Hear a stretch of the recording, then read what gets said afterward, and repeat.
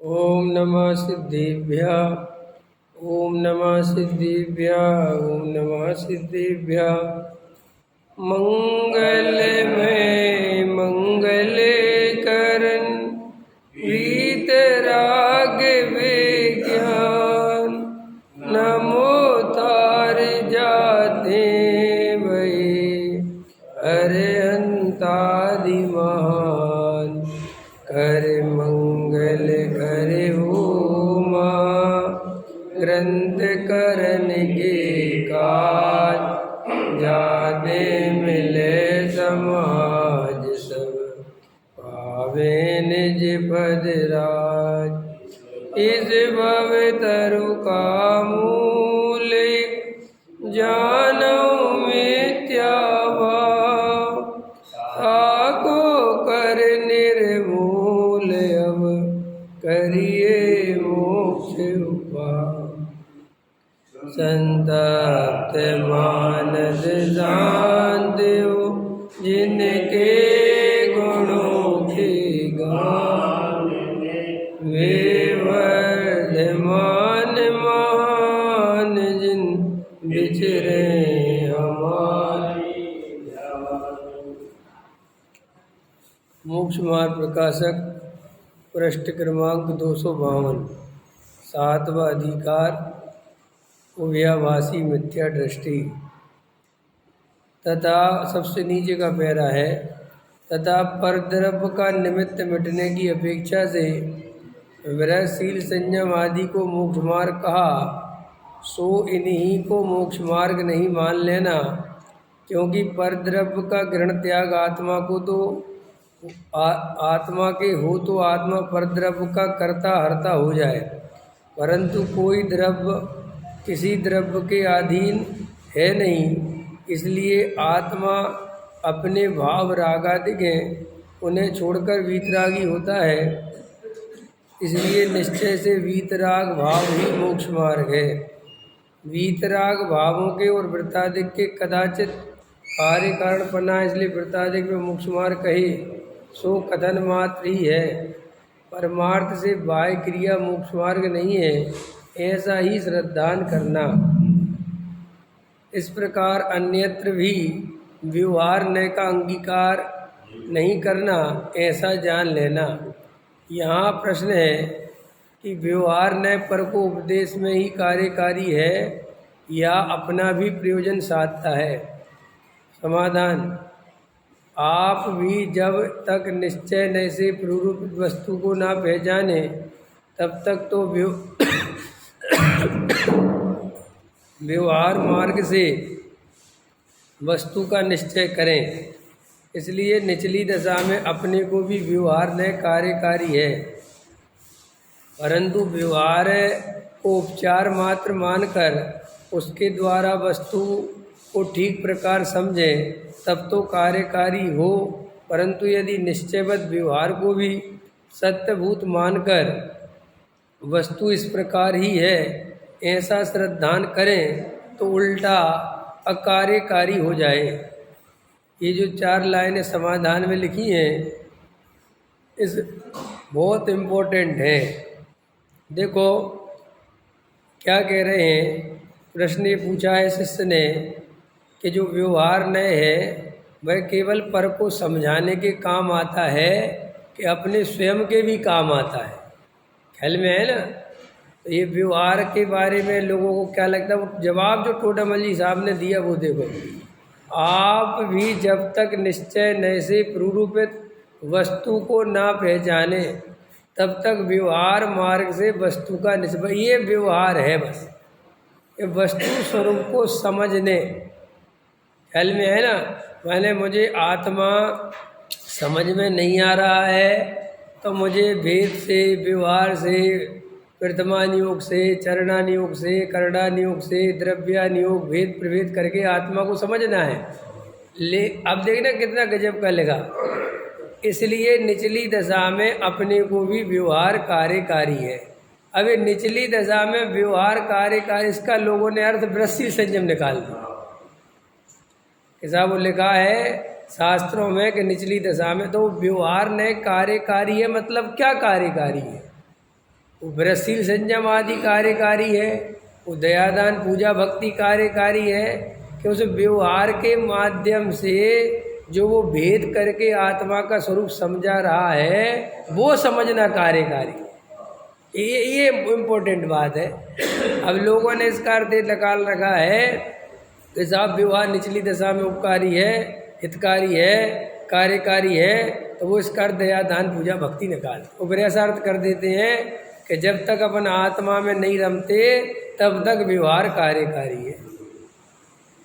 अब आत्मा में रमने क्या चीज़ है और कौन सा व्यवहार कार्यकारी है इसका कोई व्यवस्थित अर्थ नहीं समझते। इसलिए हम और आप या अधिकतर जीव ये व्यवहार न के नाम पर ये गलत धारणा होने के कारण पग पग पे ठगाए जा रहे हैं। लोग दया दान पूजा भक्ति में इतने व्यस्त हैं कि आत्मा की उन्हें खबर ही नहीं है। और कोई आत्मा की बात करता है तो वो ये कहते हैं कि हम स्वाध्याय में तो बैठते हैं, हल में है कि नहीं, हम और क्या कर सकते हैं। वो उसको ये नहीं समझ में आता कि स्वाध्याय में बैठना, दया दान पूजा भक्ति आदि करना, इससे आत्मा का क्या संबंध है भाई। स्वाध्याय आदि में भी आधा सोता है आधा जागता है। नहीं, स्वाध्याय में भी गहराई से सुनता कहाँ है। जैसे डॉक्टर की बात गहराई से सुनते हैं, ऐसी बात सही बात बताओ कभी प्रवचन में सुनते हैं अपन? क्यों नहीं सुनते? पता है क्यों नहीं सुनते? क्योंकि ये मिथ्या दर्शन का रोग मुझे है और इसके कारण मैं चार गति में परिभ्रमण कर रहा हूँ और मैं अत्यंत दुख को भोग रहा हूँ। और ये जो प्रवचन चल रहे हैं इसमें मेरे दुखों से छूटने का उपाय बताया जा रहा है, ऐसी श्रद्धा ही नहीं है। अपने को तन उपजत अपनी उपज जान, तन न सत्य आप को नासमान, है ना। जीवादि प्रयोजन भूत तत् सरदे तिन माही विपर्यत, ताको न जान विपरीत मान, करे देह में निज विचार। ये देह में अपनी पहचान कर रखी है। हम बोलते हैं कि हम आत्मा है, तो कैसे कैसे आत्मा हो कि आत्मा की चिंता ही नहीं है। नहीं समझ में आया। कोई माँ बाप कहे कि हमारे बच्चे हैं और बच्चे बिगड़ रहे हैं, शराब पी रहे हैं, जुआ खेल रहे हैं, लोफरबाजी कर रहे हैं और माँ बाप अपने मस्त रहे, उन्हें कोई चिंता ही नहीं हो, तो तुम कैसे माँ बाप हो? ऐसे दुनिया में कोई माँ बाप है बताओ? और अगर ऐसे माँ बाप हो तो हम उनको माँ बाप ही नहीं कहेंगे, हम तो कहेंगे तुम्हारे बच्चे नहीं होंगे, किसी और के उठा लाए होंगे। क्योंकि कोई भी माँ बाप अपने बच्चे को ऐसे देखते हुए प्रसन्न नहीं रह सकते, भी तो दुखी होंगे कि ये क्या है। ऐसे ही हम 24 घंटे शरीर में अपनापन करके बैठे रहते हैं और आत्मा की बातें ऐसे सुनते हैं जैसे औरों की बातें सुनते हैं। सो वहाँ पर एकदम ध्यान लगा के भी नहीं सुनता। और ये दया दान पूजा भक्ति क्रिया कांड जो है ये खूब करता है ध्यान लगा लगा। क्यों? कि वहाँ उसको देह में अपनापन है और दया दान पूजा भक्ति आदि से पुण्य बनेगा तो अनुकूलता मिलेगी, तो वो दया दान वो भी वास्तव में पूरी तरह विश्वास नहीं है कि हमें इससे मिलेगा ही मिलेगा।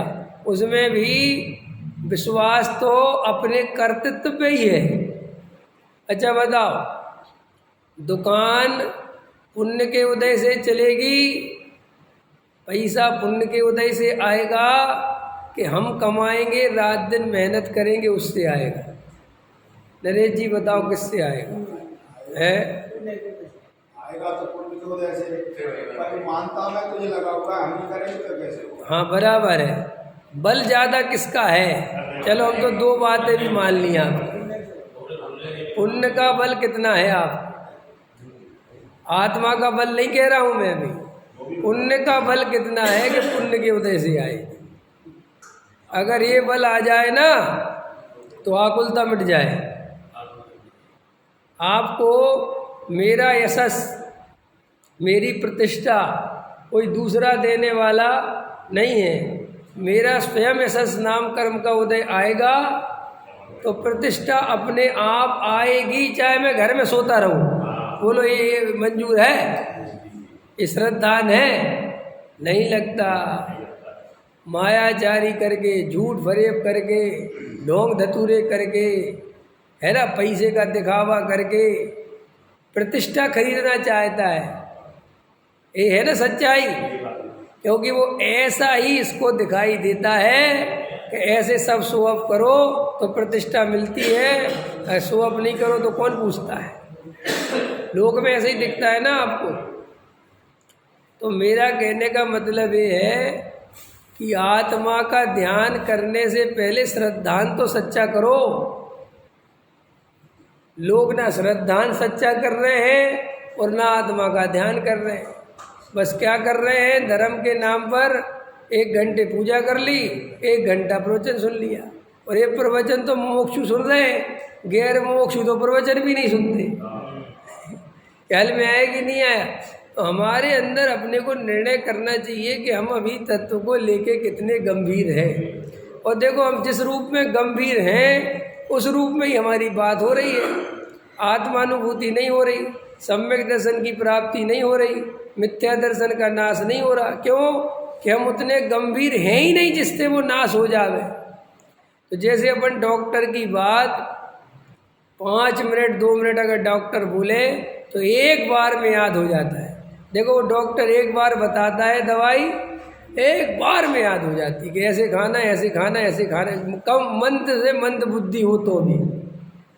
लेकिन तत्व ज्ञान की बात, भेद विज्ञान की बात न याद रहती है, भूल जाता है, और आधे सोते सोते सुनता है, मजाक में सुनता है, और बीच बीच में मजाक करता रहता है। कोई अंदर से विचार नहीं है कि ये मेरे हित की बात है, और अगर मैंने ध्यान से नहीं सुनी तो ना जाने मेरा कितना कितना नुकसान हो जाए। पकड़ में आया कि नहीं आया। तो देखो, ये जो टोटल अपने को पुण्य पे भी बहुत जोर लगाना चाहिए। पुण्य पे भी बिल्कुल भरोसा नहीं है। और सुनो, ये पुण्य पे भरोसा नहीं है, ये मिथ्या दृष्टि का लक्षण है। ये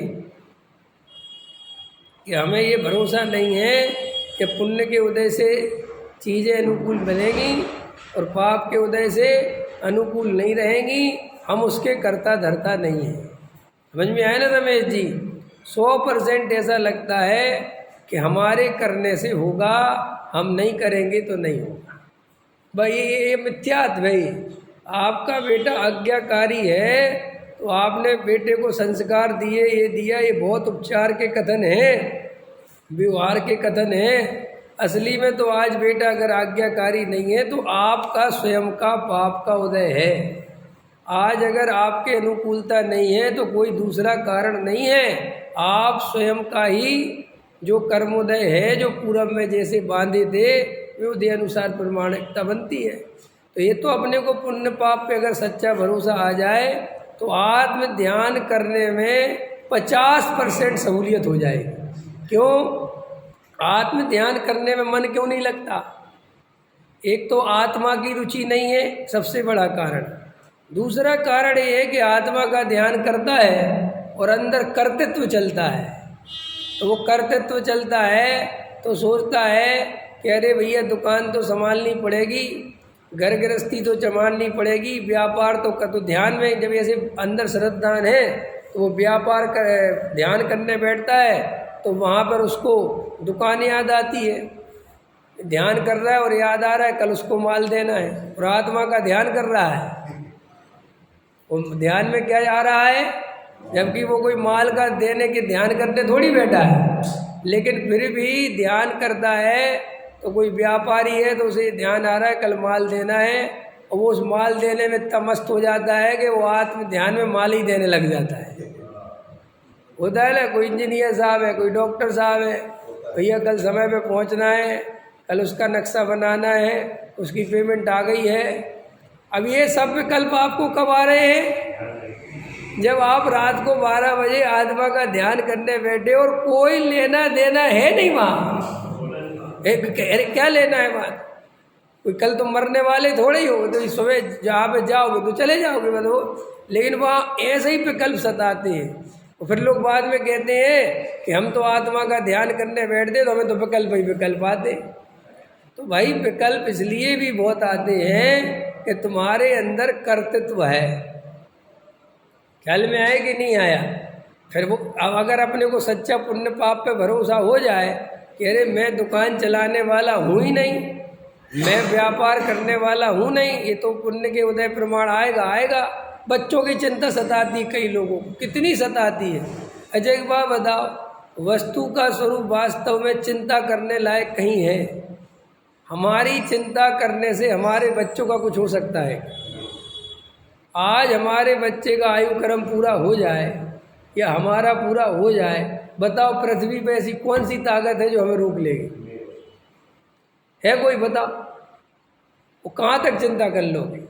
आप यहाँ बैठे हो, अब आपका लड़का, आपने खूब चिंता कर करके 25 साल का कर लिया, 30 साल का कर लिया, और रास्ते में एक्सीडेंट हो गया, मर गया। क्या क्या है तुम्हारे हाथ? और ऐसा नहीं होता क्या? वो ये कल्पना लोग की बातें हैं क्या? है वो तो बताओ। अभी एक बार इसी शास्त्री गली में एक्सीडेंट हुआ था एक परिवार का, सुबह की बात, 5 बजे है, बहुत काफ़ी पुरानी बात हो गई। तो उसमें पूरा खानदान ही साफ हो गया था, माने वो घर पे ताला खोलने वाला नहीं है कोई। अभी हमारे ही घर, हम जहाँ रहते हैं उसके बराबर में घर है, कोरोना में सारे ही खत्म हो गए। वो घर खंडर है, वहाँ वो कोई आते ही नहीं, कोई जाते ही। तो ये अब अपन किसकी चिंता करें? अब अपन ऐसा देखकर भी, ऐसा सब अपने सामने आ रहा है, फिर भी हम आत्मचिंतन नहीं करते, सम्यक दर्शन की प्राप्ति का सम्यक उपाय नहीं करते, आत्मा की सच्ची रुचि अंदर पैदा नहीं करते। तो ये अपन के समझ लो मोह की महिमा है, मिथ्यात्व का तीव्र उदय है। तो देखो टोडामल जी क्या समझाते हैं कि पहले नंबर पर तो ये निर्णय करो कि व्यवहार ने निचली दशा में कार्यकारी है, इसका मतलब क्या है? ये बहुत इम्पोर्टेंट बात कह रहा हूँ, क्योंकि सारी दुनिया ये कहती है निचली दशा में तो व्यवहार जरूरी है ना, निचली तो व्यवहार का अर्थ वो क्रियाकांड निकालता है, जबकि व्यवहार का अर्थ क्रियाकांड है ही नहीं समझ में आया? आप लोगों को जब तक भैया सम्यक दर्शन की प्राप्ति नहीं हो रही है, तो जब तक भैया अपने को शुभ भाव रूप प्रशस्त करना चाहिए। तो क्या मतलब? सम्यक दर्शन की प्राप्ति हो जाएगी तो अशुभ रूप प्रवर्तन करना चाहिए है? क्या कहना चाहते हो? यही तो बोलते ना, जब तक शुद्धोपयोग नहीं हो तब तक शुभोपयोग में रहना चाहिए। सुना है भाषण तो सुने होंगे ना सब, रोज ही सुनते हो। उसमें क्या है? इस शुद्धोपयोग और शुभोपयोग होता क्या है? कुछ पता किया आज तक? पूछा किसी से? हमारी एक प्रॉब्लम हो रही है कि हम बेहोशी में पड़े रहते, यही नहीं पूछते कि साहब आपने बोला शुद्धोपयोग के बिना, शुभोपयोग के बिना शुद्धोपयोग नहीं होता, और जब तक शुद्धोपयोग नहीं हो शुभोपयोग में रहना चाहिए। ठीक है, तो उनसे पूछो तो भले आदमी से कि कौन सा शुद्धोपयोग? सम्यक दर्शन के बाद वाला शुद्धोपयोग कि सम्यक दर्शन के पहले वाला शुद्धोपयोग? कौन सा शुभ उपयोग? सम्यक दर्शन के बाद वाला शुभ उपयोग, सम्यक दर्शन के पहले वाला? कौन सा शुभ उपयोग? ये तो बताओ, क्योंकि मैं यहाँ मिथ्या दृष्टि हूँ। अरे काय का शुद्ध उपयोग, काय का शुभ उपयोग? यहाँ मुझे वस्तु स्वरूप की सच्ची उपयोग तो एक अलग ही चीज है ना। नहीं समझ में आया? उपयोग बचाना, उपयोग आत्मा में लगाना, ये तो तब की बात है जब आत्मा की सच्ची श्रद्धा हो। वस्तु स्वरूप, कभी जब आपको वस्तु स्वरूप की सच्ची श्रद्धा नहीं है तो काय का शुद्ध उपयोग, काय का उपयोग? क्या क्या क्या बताओ? नहीं समझ में आया? ऐसे एक उदाहरण दे देता हूँ। हमने आपसे कहा लाओ दिनेश जी ब्याज के पैसे लाओ, लाओ हमारे 5,000 रुपये ब्याज हो गया, लाओ। तो आपको ब्याज हो गया? क्या दिया आपने मेरे को? पैसे कब दिए मेरे को?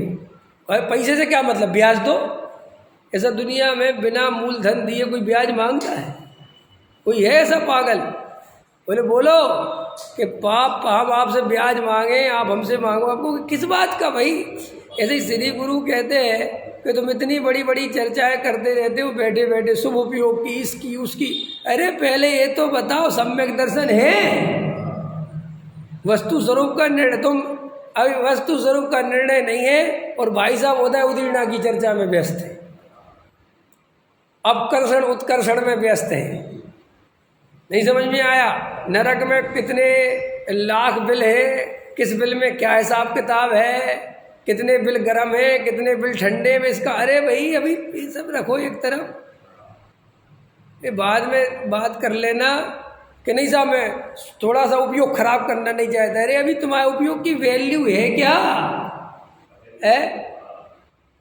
नहीं अभी तो पता है। सामने नहीं लिया कि जो है तुम्हें कैंसर है, कितनी बार लोग करने तो पड़ेगी तुम्हारा कैंसर। हाँ मैंने डाला था ना कल है कि भाई ये दुनिया में जो पागलपन चलते रहते हैं, मिथ्यात्व चलता रहता है कि सत्य चक्र विधान से कुष्ठ रोग दूर हो जाता है।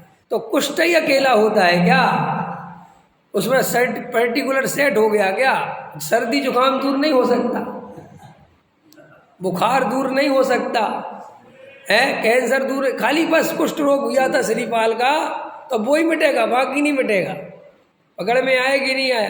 कितना अच्छा समझाते वो कि भाई कोई बीमारी औदारिक शरीर में 1 मिनट पहले नहीं थी और एकदम से आ जाए, ऐसा है ही नहीं उसका स्वरूप। कुष्ठ रोग होने में 20 साल लगते हैं, वो धीरे धीरे बढ़ता है और 20 साल मिटने में लगते हैं। और ये कैसा हुआ कि जरा सा मुनिराज का अपमान कर दिया, आधे सेकंड बाद कुष्ठ रोग हो गया। ख्याल में आएगी नहीं? और जरा सा किसी मुनिराज को आहार दे दिया तो 1 मिनट में कुष्ठ रोग सही हो गया। तो भाई ये तो सब बहुत व्यवहार नहीं के, बहुत उपचार के कथन हैं। अगर ऐसी मान्यता बना के रखोगे तो गृहीत मिथ्या दृष्टि बने रहेंगे और गृहीत मिथ्या दृष्टि कभी अगृहीत मिथ्यात्व का नाश नहीं कर पाता और अगृहीत मिथ्यात्व का नाश नहीं करेगा तो सम्यक दर्शन की प्राप्ति कैसे होगी? माने हमें ये भाषण रोज मिल जाते सुनने के लिए, उपयोग बचाओ। क्या उपयोग बचाएं? क्या उपयोग बचाएं? यहाँ जब वस्तु स्वरूप की सच्ची श्रद्धा ही नहीं है तो क्या करेंगे? शुभ उपयोग और अशुभ उपयोग क्या कर लेगा? आप समझ रहे हो ना? उपयोग तो तब आता है ना, मेरा कहने में ऐसा समझ लो, आपके पास जमीन नहीं है और आप इंजीनियर साहब से नक्शा पास करवाते, फिर अच्छा इनके पास कोई नक्शा पास कराने जाए तो ये क्या पूछते, कहाँ खरीदी, कहाँ है कि जमीन तो है ही नहीं, कि क्यों? फिर क्यों आए? क्या किसी ने कहा था कि ज़मीन में मकान बनवाने में नक्शा की जरूरत पड़ती है, तो हमने सोचा पहले नक्शा ही बनवा ले। ख्याल में आए ने? कल के दिन आप रहे नहीं रहे, नक्शा तो पास गए। कोई ये पागल हो क्या? अरे भाई दुनिया में ऐसा कभी नहीं होता। आज तक कोई शादी का हाल बुक करके आता है लड़का लड़की की राजी के बिना? है कोई दुनिया में? तुम्हारी लड़की बिल्कुल शादी को बैठी है, बिल्कुल तुम्हें इसी साल करनी है और मैं तो कहता हूँ क्या इसी सीजन में करनी है बिल्कुल अभी करनी है, सब इसी गर्मी में करनी है।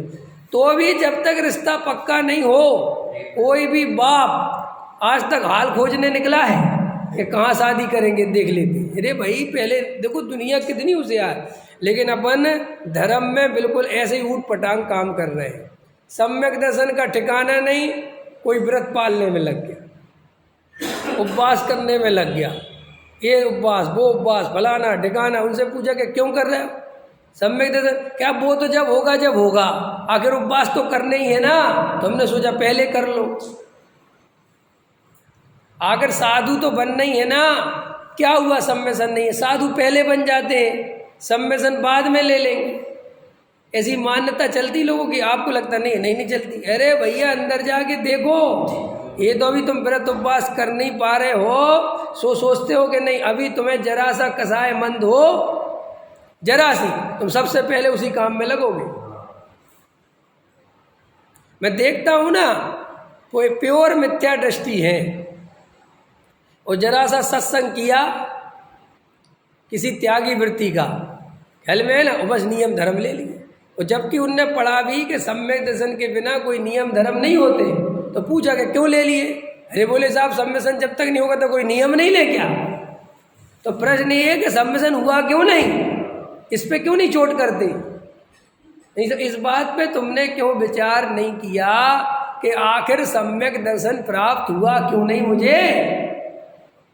कि साहब वो तो काल लब्धि आएगी, पर्याय की योग्यता होगी, गजब है। खुद का सम्यक दर्शन काल लब्धि पे छोड़ता है, पर्याय की योग्यता पे छोड़ता है, और क्रियाकांड का कर्ता बनता है। जो जड़ की है, जिसके कर्ता तुम वास्तव में नहीं हो, उसको कहता है कि कर लेता हूँ। तो सम्यक दर्शन की बात करो तो कहता है काल लब्धि आएगी, आपने ही तो पढ़ाया, जब योग्यता होगी। तो अरे गजब हो गया, ये बृहस्पति संयम आदि करने की दो पड़ गई। तो ये शुभोपयोग और शुद्धोपयोग का अर्थ नहीं पता लोगों को, और बरगलाते रहते रोज। अरे शुभोपयोग में रहना, शुभोपयोग में रहना, क्या शुभोपयोग है भाई? क्या अर्थ चाहते हो? शुभोपयोग का अर्थ तो करो। माने हमें लोगों को उपयोग की चिंता हो गई है। उपयोग माने वो शुद्ध उपयोग वाला उपयोग की चिंता नहीं हो गई, ये अशुभ उपयोग और शुभ उपयोग, कि हमारे दया दान पूजा भक्ति के परिणाम चलते रहे, हिंसा झूठ चोरी कुशील के परिणाम नहीं चले। और मजेदार बात है, चलते हुए ही हैं। नहीं समझ में आया? चलते वही राग देश है, वही कसाय, पद की चाय, पैसे की चाय, मान कसाय, लोभ कसाय, मायाचारी, लोभ पाप को बाप बखानो है। सब कुछ पद प्रतिष्ठा जो भी आप लगाना चाहते हो, और बस उसी की चाय बनी हुई है। और मंदिर में आके कहता है कि हे भगवान, मैं तो ऐसा हूँ वैसा हूँ, और ये कसाय मिट जाए, वो कसाय मिट जाए, मेरे को कसाय बहुत है। अरे भाई, कसाय बहुत है, कोई भगवान मिटाने वाला नहीं है। और ये बिल्कुल भ्रम निकाल दो कि मंदिर में आके कसाय मिट जाती है। मंदिर में आके कसाय मिटती नहीं है, कसाय दब जाती है, और वहाँ पर भी तभी तक दबी रहती है जब तक अपने अनुकूल परिणमन होता है। अगर अपने अनुकूल परिणमन नहीं हुआ तो फिर वो कसाय उखड़ जाती है। तो ऐसे धर्मात्मा होना चाहते हो, ऐसे काम चलाओगे, ऐसे मोक्ष मार्ग मिलेगा? ऐसे नहीं मिलेगा। और सब अपने अपने को चेक करना भाई। दूसरे की बुराई करना, दूसरे की कमी दिखाना बहुत आसान है। ख्याल में ऐसे कई लोग होते हैं, जीवन भर कुछ निर्णय नहीं कर पाते हैं और बिन पैंदी के लोटे बने रहते हैं। कोई खुद के कोई निर्णय नहीं है, कभी यहाँ कभी वहाँ, कभी किसी के प्रभाव में, कभी किसी के प्रभाव में, कभी किसी के प्रभाव में। तो ये जो अपन को जल्दी से क्रियाकांड में घुसने की आदत पड़ जाती है, और वो धर्म के नाम पर, और अपन जैनी है और फलाना और ठिकाना, इसकी जगह सम्यक दर्शन की प्राप्ति का सम्यक उपाय करना चाहिए। जैनत्व के योग जो क्रियाएं हैं, जो होना चाहिए एक जैन कुल में, वो तो सहज ही होती हैं, उसकी तो क्या बात करना। वो जैन योग क्रियाएं भी नहीं पालता तो वो फिर उसकी बात नहीं करते अपन। लेकिन आप जैन योग के नाम पे बिल्कुल उबला हुआ पानी रख दो, ऐसा भी होता है ना। अब आप जैनत्व का भाई कितना ही विस्तार कर लो कि भाई जो उबला हुआ पानी नहीं पिए वो जैन नहीं, तो हम क्या कर सकते हैं? अभी तो तुम्हारे हाथ में भाई, तुम जितनी रबड़ खींच दो, कह दो जो टमाटर खाए वो जैन ही नहीं है। अब हम क्या इसका तो अर्थ अब ये तो नहीं कर सकते ना। वो करने वाले कर ही देते हैं।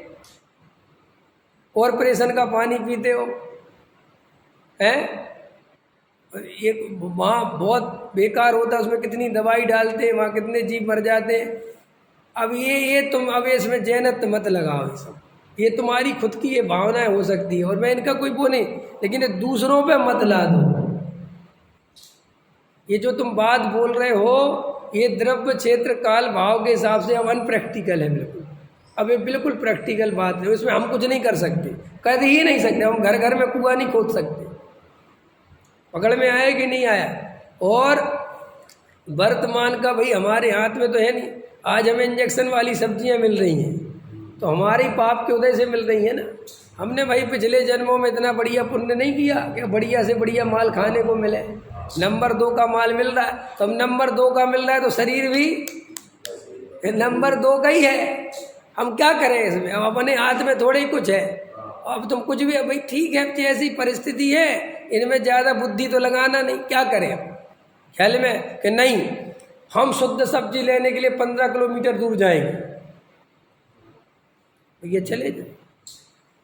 अब तुम जा सकते हो सकता है तुम्हारे पास सुबह सुबह टाइम है, गाड़ी है, नौकर को भेज सकते हो, लेकिन तुम अपनी मान्यता दूसरे पे मत ला दो। हर आदमी के पास नौकर नहीं है, हर आदमी के पास गाड़ी नहीं है।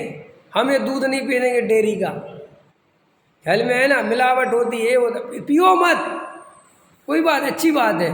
लेकिन तुम 100 रुपये लीटर लेके आते हो 10 किलोमीटर दूर से, और तुम दूसरे को भाषण देते फिरते हो। कई ब्रह्मचारी भाषण देते फिरते दूध पे, लेकिन उनको पता नहीं है ब्रह्मचारी जी को कि बाल बच्चे करे होते, घरवाली होती, वाइफ धर्म पत्नी होती, तो पता चल जाता कि क्या कहते हैं वो, बोलना, नॉन तेल लकड़ी। भूल गए राज रंग, भूल गए चौकड़ी, याद रह गई नॉन लकड़ी, नॉन तेल लकड़ी। समझ में आया ना, ये सब बातें। इसलिए मैं कहता हूँ, अब देखो, अभी एक बात सुनो, खतरनाक बता रहे हैं, आपको विश्वास नहीं होगा। चाणक्य ने लिखा है अपनी नीतियों में, राजा हमेशा ग्रस्त होना चाहिए, शादीशुदा होना चाहिए राजा। आपको विश्वास नहीं होगा, आपको हम तो ऐसे मूर्ख हैं कि ब्रह्मचारियों को प्रधानमंत्री बनाना चाहते हैं, और तुम ब्रह्मचारी को प्रधानमंत्री बना दोगे, वो तुम्हारी गृहस्थ जीवन की तकलीफ नहीं समझेगा। वो हमेशा क्या चाहेगा कि सारे लोग जो है कम में रहें। ख्याल में आएगी नहीं, खजाना भरना चाहिए। अपने यहाँ भी तो कई सुधारक ब्रह्मचारी है ना, समाज सुधारक। हमसे होइयो, हाथ कमंडल लियो। हाँ, हमसे होइयो, हाँ, हाथ कमंडल लियो। हाँ, और बाबा जी हाथ में कमंडल लिए घूमे के सब कहीं सभी कमंडल। बस सवाल ही पे, अरे स्वाभाविक है, ये तो कोई बड़ी बात नहीं है। देखो, जैसे मैं ब्रह्मचारियों में प्रधानमंत्री बन गया, तो मैं मतलब क्या चाहूँगा कि क्या ज़रूरत है आपको, 1 रुपया नहीं रखो अपने पास, ख्याल में आएगी नहीं है। और कम में काम, मतलब वो तो वो समझेगा ही नहीं ना कि भाई घर गृहस्थी होती है, बाल बच्चे होते हैं, परेशानी होती है, छोटे व्यापार होते, वो नहीं इतने। क्यों कि अपन भी तो देखते हैं ना, अपने यहाँ भी तो ब्रह्मचारी आते हैं कई, और वो भाषण देते चले जाते हैं, और वे ये नहीं सोचते कि ये प्रैक्टिकली संभव है भी कि नहीं। लेकिन अपन भी ऐसी आदत है कि हाँ में हाँ मिलाते जाते हैं, उनके सामने धार्मिक बने रहते हैं, उनका विरोध नहीं करते कि भाई ये बात संभव तो नहीं है, क्योंकि ऐसा करेंगे तो हम अधार्मिक कहलाएंगे। तो हम क्या करते हैं, उनके सामने हाँ जी करते रहते हैं, और पीठ पीछे सब करते रहते हैं। तो तुमसे बड़ा बेईमान नहीं देखा मैंने। या तो तुम छोड़ देते, मायाचारी हो गई कि नहीं हो गई। मैं कितने लोगों को जानता हूँ, मंदिर में आके ब्रह्मचारी त्यागी वृत्तियों के सामने हाँ जी बिल्कुल सही कह रहे हैं आप, अरे साहब रिश्वत तो बिल्कुल लेनी नहीं चाहिए, महापाप है, और खूब लेते रहेंगे। साहब व्यापार में ना अपने को मुनाफा लिमिटेड होना चाहिए, है ना, मतलब 5% होना चाहिए साहब, और 20% खींच देंगे। तो तुम वहीं कह देते ना कि कुछ नहीं होता 5% में, 20% लेते हैं, क्यों नहीं कहा ठोक के। और वहाँ तो बस अपने कंधे झुका के खड़े हो गए। ख्याल में उनने कहा कुएं का पानी पीना चाहिए, बिल्कुल साफ पीना चाहिए, बिल्कुल सच्ची बात भाई साहब। आजकल तो बहुत भ्रष्ट हो रहे सब। किसका कह रहा है तू, किसको भाषण दे रहा है, कौन भ्रष्ट हो रहे, सब भ्रष्ट हो रहे, सब माने कौन। तू ये क्यों नहीं कहता कि मैं भ्रष्ट हूँ। ये कहने में तेरे को जो बहुत तकलीफ होती है, सब भ्रष्ट हो रहे हैं समाज को आजकल। तो कौन सा समाज, इस समाज किस चिड़िया का नाम है, उसमें तेरे बच्चे तेरी बीवी आती कि नहीं आती है, बताओ। आज घरों में साहब आपको पता नहीं आलू बनने लगा, किसके, ये तो बता दे। आजकल सबके बच्चे साहब आलू प्याज खाने, किसके, अपने बोल के मेरे बच्चे खाने लगे। ये क्यों नहीं बोलता, ये सबके कह के अपना दर्द हल्का करता है, जबकि दर्द अपना है और दूसरों के कंधे पर धर दो। आजकल आपको नहीं पता साहब, कोई बच्चे किसी की नहीं सुनते, उसके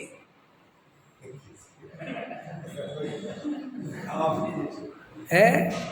हाँ, ये दूसरों के कंधों पे बंदूक रखा चलाना बंद करो, बहुत शांति से समझो कि ये सब बेईमानी क्यों करते हुए, झूठ फरेब क्यों करते, ईमानदार बनो ना भाई। कोई ब्रह्मचारी हो, कोई महाराज हो, साधु संत हो, अनप्रैक्टिकल बात कर रहा हो तो तुम्हें जाके कहना चाहिए कि ये साहब प्रैक्टिकल नहीं है। एक साधु संत के लिए हो सकती है, ब्रह्मचारी के लिए हो सकती है, गृहस्थ के लिए। और ये दिल्ली में कि दिल्ली छोड़ दो, वे कहते तुम कहोगे ना कि दिल्ली में पॉसिबल नहीं, तो वो कहेंगे दिल्ली छोड़ दो, कि साहब दिल्ली तो हम बाद में छोड़ेंगे, आप दिल्ली क्यों आए पहले ही बताओ। आपको तो पता है ना ये दिल्ली बढ़िया नहीं है, आपको पता है हमें वहाँ बिल्कुल नहीं जाना चाहिए जहाँ पर हमारी व्यवस्था करने में उन लोगों की व्यवस्था बिगड़ जाए। हमारे मुनिराज जो उद्दिष्ट भोजन के त्यागी होते हैं, क्यों होते हैं आपको नहीं पता? मुनिराज के उद्देश्य से बनाया गया भोजन आगम कहता है कि मुनिराज को नहीं लेना चाहिए। समझ में आए ना? अभी इस पर चर्चा नहीं कर रहा मैं कि लेना कि नहीं, वो छोड़ो, लेकिन क्यों नहीं लेना ये कारण पता है आपको? कोई ऐसा बात नहीं कि वो पाप लग जाएगा, वो बात इतनी थी कि मुनिराज जब एक इंद्री को अपने निमित्त से परेशान नहीं होने देते, क्योंकि मुनिराज के अंदर इतनी करुणा है कि वे अपने निमित्त से चींटी भी रास्ता नहीं बदले, बेरास्ता बदल दे। चींटी आ रही हो सामने से तो मुनिराज ऐसे बच के निकलते हैं कि उसको डिस्टर्ब नहीं होना चाहिए मेरे निमित्त से। पीछी रख के, वो पीछी रखते हैं ना, पीछी काहे के लिए रखते हैं कि भाई कहीं उठे बैठे चले तो वो अपना पहले सांस रखे को तो पीछी से साफ कर लेते हैं कि वहाँ पे कोई छोटा जीव जंतु हो, मच्छर हो तो उड़ जाए। तो इतनी करुणा जिन मुनिराजों के है, वे मुनिराज अपने निमित्त से मनुष्य को कैसे परेशान कर सकते हैं? ख्याल में आए नहीं? तो मुनिराज इतनी ऐसी प्रवृत्ति होती है कि आहारों के लिए सहज निकलते हैं और आहार में कोई मेरे निमित्त से परेशान हो ये नहीं। हाँ बिल्कुल। तो फिर अपन को ये सोचना ही चाहिए ना कि अपन के चक्कर में 10 आदमी बेचारे परेशान हैं, उनका सारा 10 दिन इतने थक गए, तो इसका मतलब ये है कि हमने सहजता नहीं धारण करी। ख्याल में आया कि नहीं आया? पकड़ में आ रहा कि नहीं आ रहा? क्योंकि भाई अपन हम क्या कर सकते, हम वैसा भोजन नहीं लेते। अब उसके लोग कहते तुम अपने ऐसा चौका बनाओ, ऐसा चौका बनाओ कि तुम्हारे यहाँ त्यागी वृत्ति भोजन ले सके, चलती ना अपने बात, बहुत अच्छी बात है, सही बात है। अब लेकिन नहीं हो रहा तो क्या करें? लड़ाई झगड़ा जबरदस्ती प्रेशर बना है भाई। अब क्या आज एक आप समझते हो ये सारा संसार, मैंने बोला इसके कर्ता हम नहीं हैं, ये पंचम काल है, इसमें जैसे जैसे परिणमन होना है वो होगा। हमारे तुम्हारे हाथ में कुछ भी नहीं है, हम तो ये मोह कर कर के मरे जाते रात दिन। भाई भूल के भी समाज सुधारक नहीं बनना, आत्म सुधारक बनना। तुम अपनी आत्मा को सुधार सकते हो, जगत को नहीं। और फिर अपना काम रह गया ना, मुझे खुद ही सम्यक दर्शन की प्राप्ति नहीं हुई और मैं समाज सुधारक बन जाऊं, ये क्या पागलपन है? मुझे पहले सम्यक दर्शन की चिंता करनी चाहिए। तो मैं तो नीति बता रहा था कि राजा वो ही होना चाहिए जो गृहस्थ हो, जो तुम्हारे सुख दुख स्वयं जानता हो। भाई अकेले शुद्ध खाना सरल है, और वो भी तब तक सरल है जब तक दूसरे बना के दे दे। ये और खतरनाक बोल रहा हूँ जैन साहब, ये शुद्ध खाने वालों का जो शुद्ध है ना, मैंने ऐसा देखा लोगों को पानी छना हुआ पीते हैं और खुद छान के नहीं पीते। क्या कहा मैंने? पानी छना हुआ पीते हैं और खुद वो पत्नी के भरोसे चल रहा है। वो पानी छानना किसके भरोसे चल रहा है? और जिसकी पत्नी नहीं है वो समाज के भरोसे चल रहा है। समझ में आया कि तुम छानो, रोटी तुम बनाओ, शुद्ध तुम बनाओ, दूध तुम लेके आओ, करो ना, अब शुद्ध की करो व्यवस्था, फिर पता चल जाएगा। दूसरों पे तो अपनी जिम्मेदारी डालना बहुत आसान है कि हम शुद्ध खाएंगे जी, ठीक है साहब, पता तो करो कि व्यवस्था बनाओ। तो 12 किलोमीटर दूर से पानी ला रहे, 10 किलोमीटर दूर से दूध ला रहे, फिर वो दूध को बेचारे अंतर्मुहूर्त में ही गर्म करना है। थोड़ा बहुत तो आचरण हम भी जानते ना, ज़्यादा तो नहीं जानते, थोड़ा बहुत तो जानते हैं। अंतर्मुहूर्त में गर्म करो भाई साहब, और फिर भाई साहब उसकी बढ़िया खीर बनाओ, बादाम का दूध बनाओ, फिर बादाम भी वो डालो रात में, और फिर उसको सुबह अच्छा बढ़िया पीसा पासी जो भी कुछ भी है, तो बादाम को मर्यादित सब कुछ, मसाले मर्यादा, आटा मर्यादा, सब कुछ मर्यादा, और ऐसी चक्की और सब कुछ धुले हुए गेहूँ सब करो। मैं ये कह रहा हूँ खुद करके तो देखो ये, फिर खाना शुद्ध भोजन, फिर बताता हूँ मैं।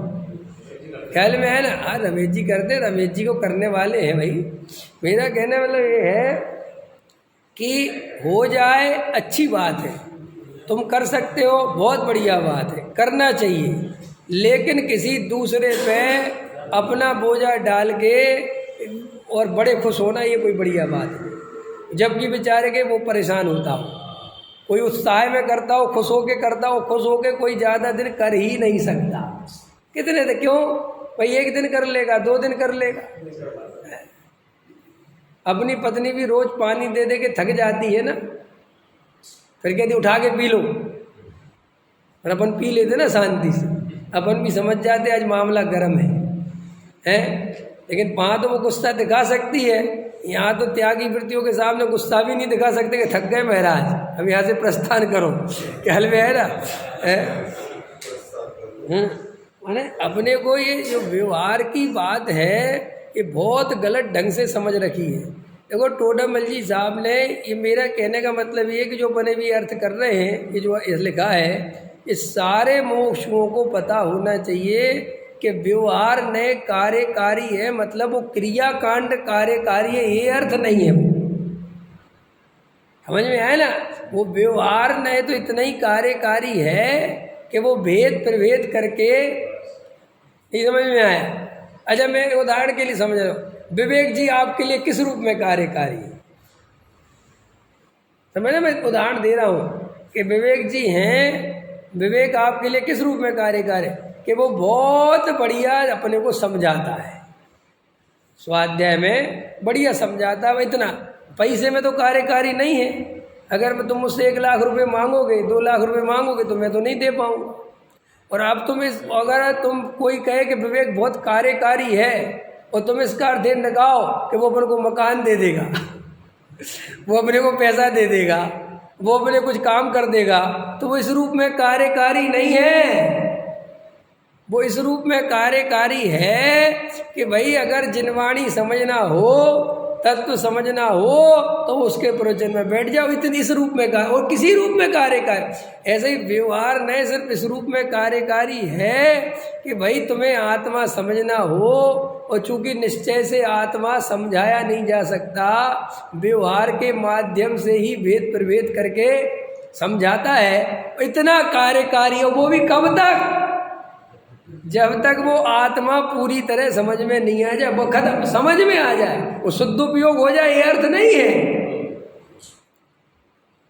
पकड़ में वस्तु स्वरूप समझ में आ गया, वो खत्म। कोई बात क्या भेद प्रभेद क्या करना? मैं ज्ञान हूँ, मैं दर्शन हूँ, मैं चारित्र हूँ, मैं जानने देखने, समझाया था मैंने कि ये सब निचली भूमिका में ऐसे विकल्पों के माध्यम से जीव अपने उपयोग को बाहर से समेटता है।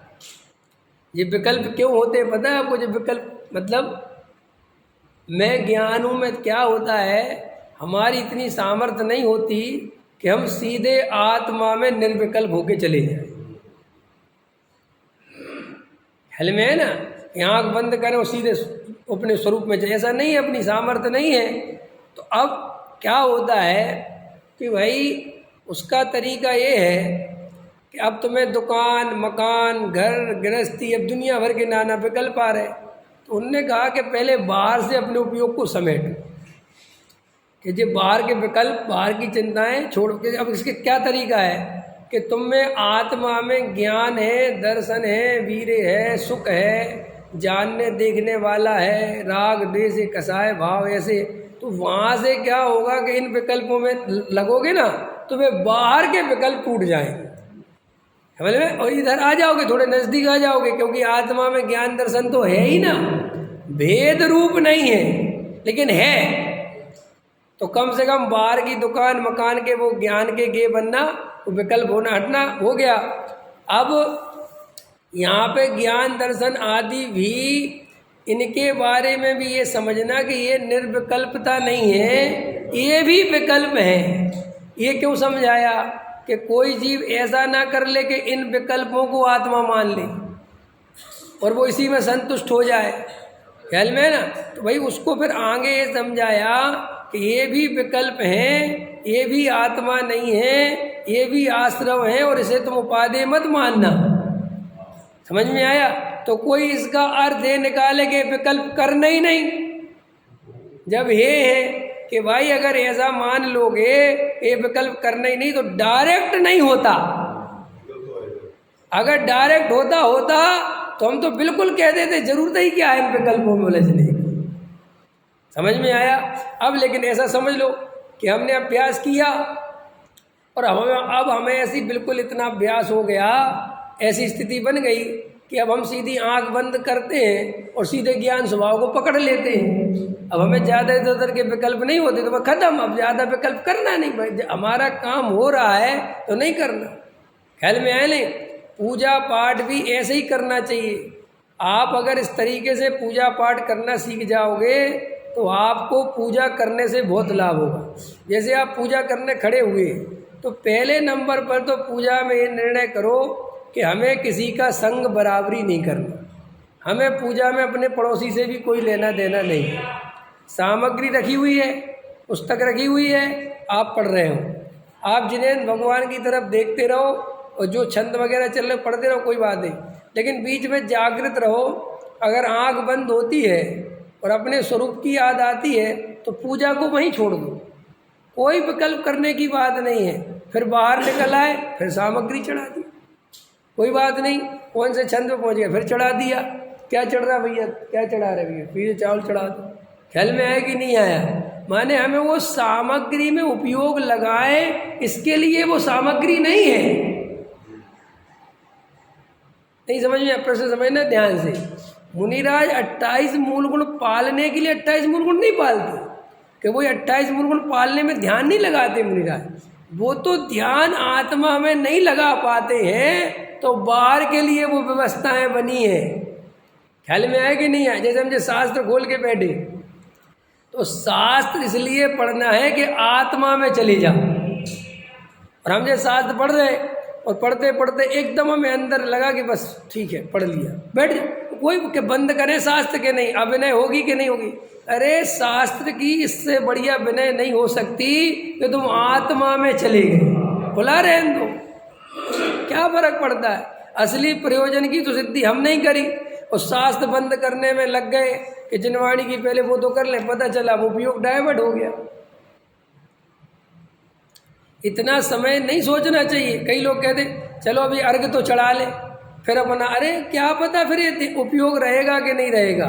अभी कोई पर्याय बढ़िया सी आ रही है, वो अंदर जाने को तड़प रही है तो अंदर चले जाओ।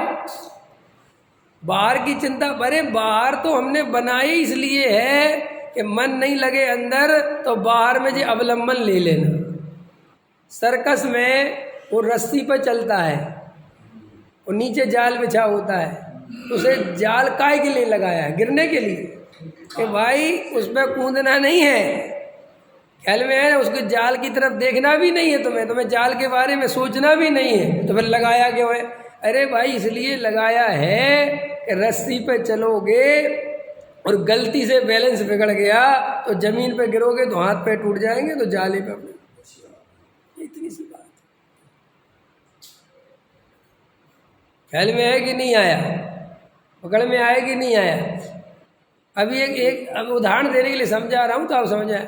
अभी एक दिन में एक शोध देख रहा था, उसमें वो जो मछली होती हैं बड़ी बड़ी, कौन सी मछलियाँ होती, उनके ऊपर खड़े हो जाते हैं। बेल नहीं, वो शार्क होती, उस पर खड़े हो गए। वो विदेशों में मछलियों के शो चलते हैं, वे डांस करती है मछलियाँ, हाँ उसको कुछ बोलते हैं, वो उस पर खड़े भी हो जाते हैं। हाँ डॉल्फिन, वो उस पर उसको पानी में सैर कराती, उसकी उस पर खड़े हो जाते हैं, चोंच पे खड़े हुए। तो देखो उसमें क्या देखा मैंने कि भाई उसकी चोंच पे खड़ी हुई ना, और वो कराती है, वो सर वो करतब दिखाती है, तो वो जैसे ही बैलेंस बिगड़ने लगता है वो पानी में कूद जाती है। और वो तुम्हें नहीं पता चलेगा कि ये पानी में इसलिए कूदी है कि क्षमता खत्म हो गई है। तुम्हें लगता है कि जो तो ऐसे ही कूदी, वो ऐसे ही नहीं कूदी, उसका बैलेंस बिगड़ा तो वो तुरंत पानी में चली जाती। अब मेरा कहने का मतलब ये है कि वो पानी में थोड़ी जाने के लिए कर रही है, वो तो भाई नहीं संभल पाए तो पानी में कूद जाएंगे। ऐसे ही ये स्वभाव वगैरह है, ये दया दान पूजा भक्ति है, ये हमारी फर्स्ट क्लास नहीं है। हमें तो मूल उद्देश्य तो हमारा आत्मा में रमना है। लेकिन हम आत्मा में नहीं रम पाते हैं, ज़्यादा देर मन नहीं लगता है, तो फिर ये अष्टद्रव्य की सामग्री रखी है, पूजा चल रही है, भक्ति चल रही है, ये सब स्वाध्याय चल रहे, सब बाहर के हैं। लेकिन अपन क्या करते हैं, ये बाहर की क्रियाओं में इतने रम जाते हैं कि हमें अंदर की सुध ही नहीं रहती कि करना क्या है। अगर हम रोज इस उद्देश्य से पूजा करें तो आपको 2 महीने में पूजा में सम्यक दर्शन हो जाएगा। ऐसे जागृत होकर पूजा करके देखो। इसलिए तो मैं कहता हूँ एक भी क्रिया व्यर्थ नहीं है अगर वो होश पूर्वक की जाए तो। लिख लो ये बात, एक भी क्रिया व्यर्थ नहीं है अगर वो होश पूर्वक हो तो। अगर वो बेहोशी में हो तो मैं कह रहा हूँ समय सार पढ़ना भी बिल्कुल व्यर्थ जाता है। बाकी तो और स्थूल क्या करना, ख्याल में है ना, होश होना चाहिए। देखो भाई, हम परिणाम नहीं बदल सकते, हम परिणाम नहीं बदल सकते, लेकिन हम परिणाम को जान सकते हैं। और परिणाम को जानना कि ये परिणाम आया और ये गया, इतने होश आपको रह गई तो आपने बहुत बड़ा काम कर दिया। रागादि प्रगट जे दुख देन, तिन्ही को सेवत गिनत चैन। हमें रागादि भाव उत्पन्न हुए। हम उदाहरण दे रहा हूँ, थोड़ा समझ में आ जाए तुम्हें। बढ़िया भोजन करने का राग उत्पन्न हो गया तो श्री गुरु कहते हैं कि जो भोजन करने का जो राग उत्पन्न हुआ है ये कोई बड़ी बात नहीं है, लेकिन तू इसे सुख मानता है, सुख का कारण मानता है, ये मिथ्यात्व है। समझ में आया? राग हो गया और तुझे दिखे कि देखो जी आकुलता चालू हो गई। एक विषय की चाह में आकुलता चालू हो गई कि नहीं हो गई?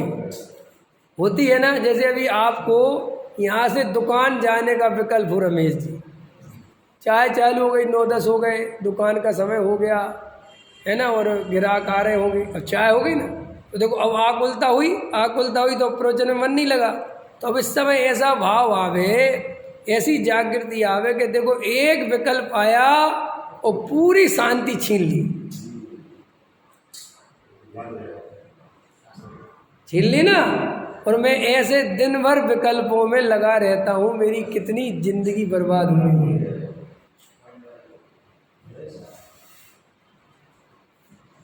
और आज तक इन विकल्पों की पूर्ति करके कुछ नहीं मिला हो तो बताओ। आज तक कोई आदमी ये कह दे कि मेरे सारे विकल्प पूरे हो गए, मैं संतुष्ट हूँ, मैं खुश हूँ, मैं आनंदित हूँ, मतलब ही नहीं। कहनी सब हमने कई लोग देखे, अरे भाई वे कई लोग जो तुमने देखे हैं वे मस्त मौला होते हैं, ज़्यादा फिक्र नहीं करते, जो है उसमें संतुष्ट रहते हैं। सो ये कोई मोक्ष मार्ग का लक्षण नहीं है, ये तो कसाई की मंदता है, और वो आज है वो कल नहीं रहेगी। कई लोग रहते हैं ना कि वह जवानी में संतुष्ट होते हैं और बुढ़ापे में असंतुष्ट हो जाते हैं। देखे होंगे तुमने, देखते हो कि नहीं? जवानी में संतुष्ट थे वे, कोई भी पता चला 70 साल की उम्र में भाई साहब असंतुष्ट हो गए, बहुत विकल्प होने लगे, पैसा की याद आने लगी, और पैसा चाहिए। कि क्या हो गया आपको? हैं?